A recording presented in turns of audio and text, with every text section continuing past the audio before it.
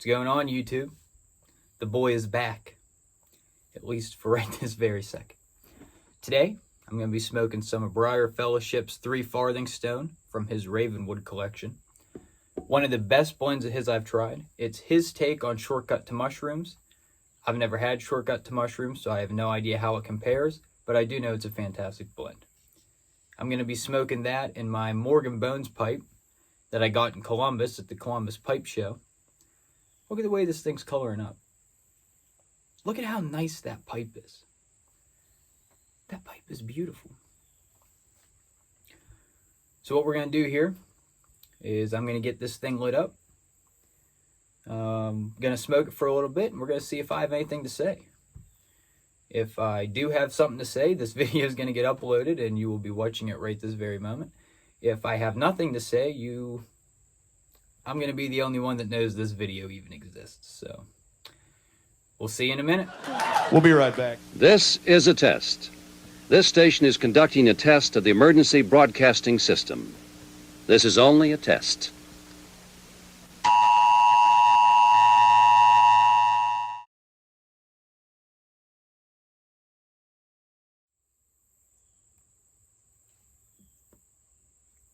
Hear me out.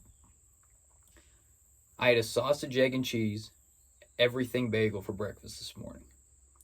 And now all I can smell is garlic. It's driving me crazy.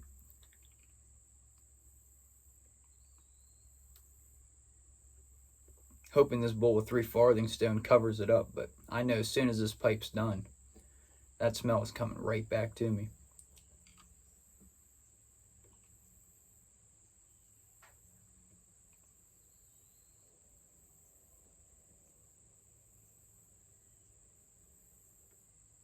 It's been a while since I made a video.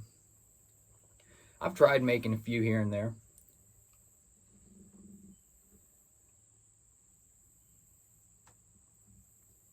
But usually I get too, I don't know if worked up's the right word for it, right term, but I overthink it quite a bit.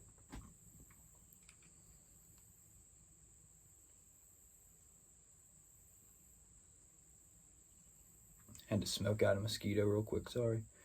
I usually overthink it. I come out here, I kind of formulate a game plan, how I'm going to tackle a video. And then I get into it and I mess up every word that I say, or I lose my train of thought, or something dumb, I don't know.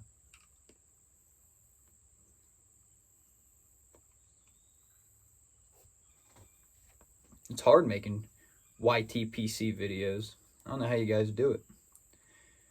I was telling Beans, Brian Doran, the last time I came out trying to make a video, I had a whole game plan, I had everything, I had notes wrote out.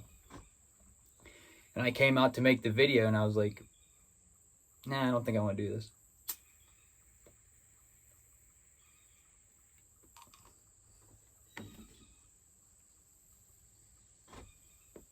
Freaking mosquito running around here. Did I get it? Nope. But with that video, what I wanted to do, the one I was telling Brian Dorn about, briefly, he probably has no memory of it. So what I wanted to talk about was how in the 80s, the big tobacco companies bought up some of the major companies in the food industry. Philip Morris and R.J. Reynolds bought up, Nabisco and Kraft General Foods, which at the time were the 2 biggest food companies, 3 food companies. I don't know if Kraft General Foods merged or they were 2 separate companies.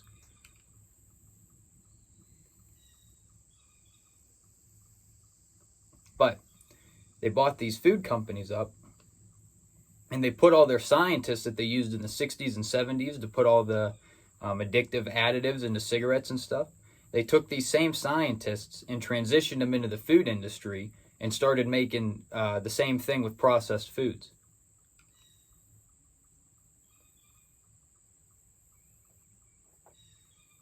They came up with a new engineered processed food, because I believe in the 60s, maybe the 50s, maybe prior to that, I have no idea, I wasn't alive. But I think the TV dinner was the first, like, well-known processed food, I think. I don't know. I'm an idiot. I have no idea about nothing. But, so, throughout the 80s, they crafted these new processed foods using what is now referenced as hyperpalatable foods.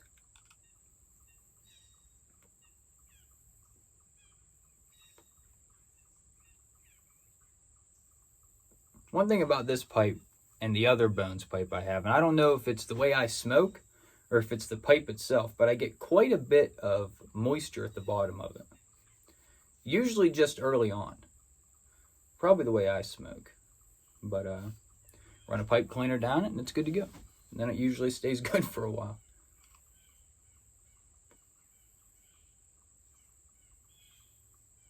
But with these hyperpalatable foods, what it is it's made up of potent amounts of fats, carbs, sodiums, and sugars.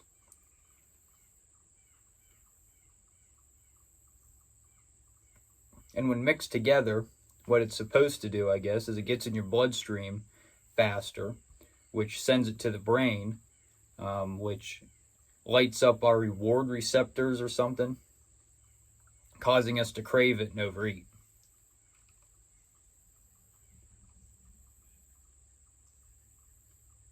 Which is why people overeat all this processed junk food and why America has become so obese.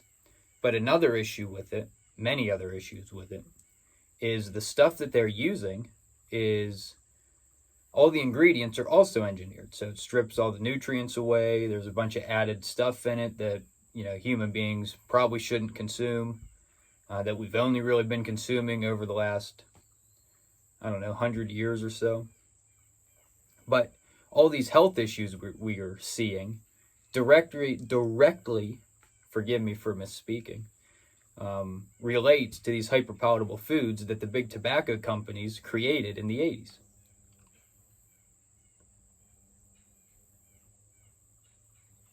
In the early to mid 2000s, when the big lawsuits happened, when it was kind of more well known what the tobacco companies did in the 60s and 70s to cigarettes, they got out of the food industry. They sold all their stuff. But what they did is they left the playbook open for all the other major players in the food industry to do the exact same thing. So you ask anybody will tell you that the quality of the food that we eat has completely diminished over the last 20, 30 years. And it's only getting worse and worse and worse. Well, why is that? It's because everybody's doing the exact same thing. The food is getting worse. We're eating more of it, and we're craving it,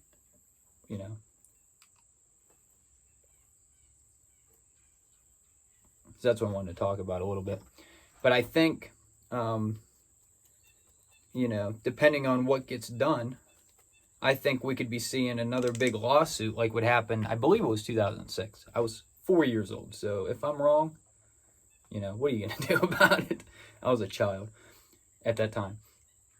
I believe it was 2006 when the big tobacco lawsuit happened. I wouldn't be surprised if in the coming years, the same companies and some of the major players now are involved in another giant lawsuit in terms of all the food and all the health issues that we're having.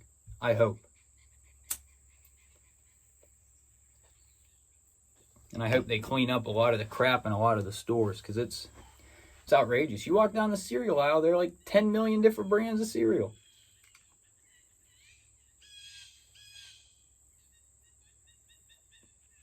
Do you really think cereal is good for you? And I'm talking like Fruit Loops and Fruity Pebbles and Cocoa Puffs and all that. I mean, oatmeal cereal, that's a little different. Obviously, oats are great for you. Cheerios probably aren't as terrible as some of the other ones, and we could name a gazillion more cereals, but I mean, it's just sugary crap. Pop-Tarts. You think Pop-Tarts are good for you?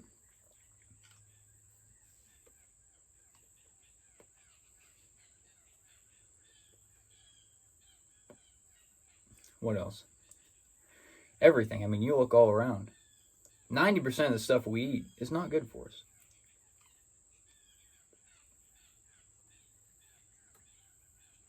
Especially day after day after day after day. what I've been seeing a lot on Instagram, I've been scrolling reels like crazy. To anybody that's seen my other posts about social media, they know I'm not the biggest fan of social media, but I am addicted to it. Not all the time, I go through phases. But what I've been kind of researching quite a bit through the Instagram reels is these different accounts that are pretty much participating in the carnivore diet, but mostly what they're eating is hamburger, eggs, steak, chicken, and honey, and like yogurt and stuff like that.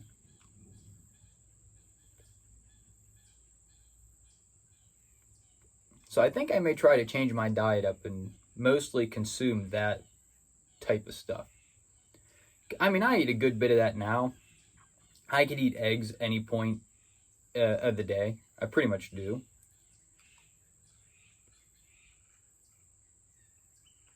But I think what gets us in trouble, I think a lot of people eat meat and veggies and potatoes and stuff. Maybe I'm wrong, I have no idea. I'm just talking from my experience. That's mostly what we eat. But I think where we find ourselves getting into trouble is the extra stuff that we have, the sides.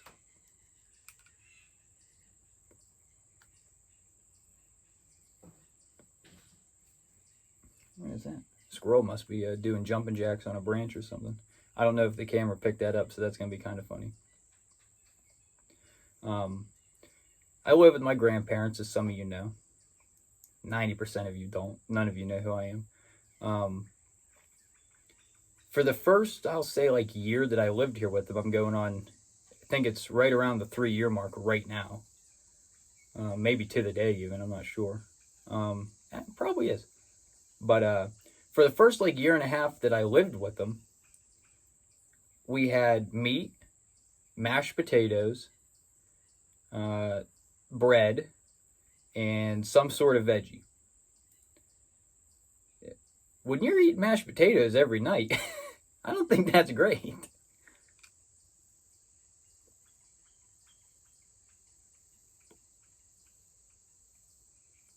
We ate a lot of spaghetti, a lot of sauce, some meatballs and stuff like that.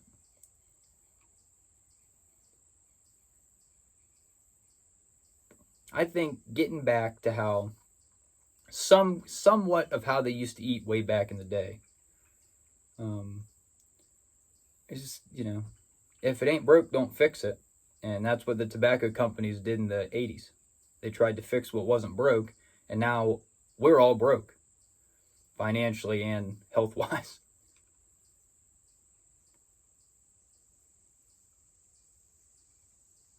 Where they got us is they kept telling us that it was cheaper to get this processed stuff. And in some cases it is. But the whole point of it is to get you addicted to it and then get the price of it lowered just barely beneath meat and stuff like that. So more people are willing to buy that stuff with their grocery money while they're suffering elsewhere. When you got to spend $10 for gas or,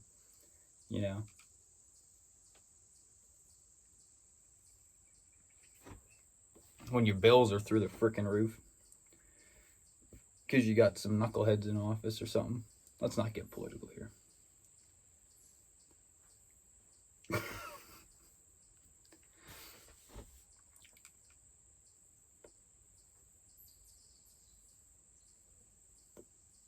It's a beautiful day here in Hadley, Pennsylvania. It's supposed to be 90 degrees today, and I think that's probably about right. It's pretty shady here in the woods, though, so I'm not sweating too bad. You see I'm wearing a long sleeve shirt with the sleeves rolled up and blue jeans. You can't see the jeans, but that's what I'm rocking. That's my everyday attire, no matter what the weather's like.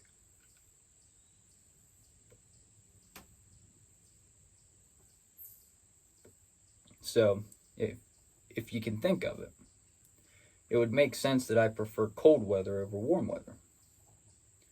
Because if this is my everyday get up, if it's colder out, it either works perfect or I can just throw another layer on. But when it's hot, I'm uncomfortable because I'm not wearing my daily get up. or I'm uncomfortable because I'm wearing my daily getup.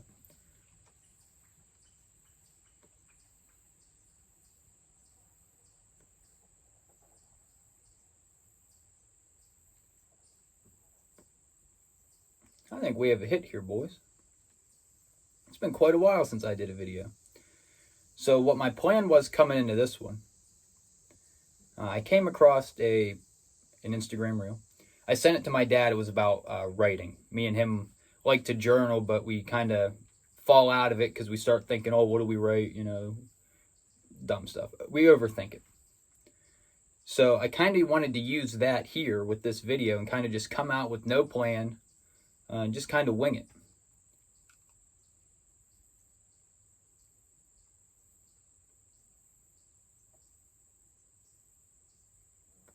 And I think the camera says 16:30, but I have no idea if I have to cut any of that out. I don't remember 20 minutes ago. So we're probably sitting at about 15 minutes minimum. So we're doing something right.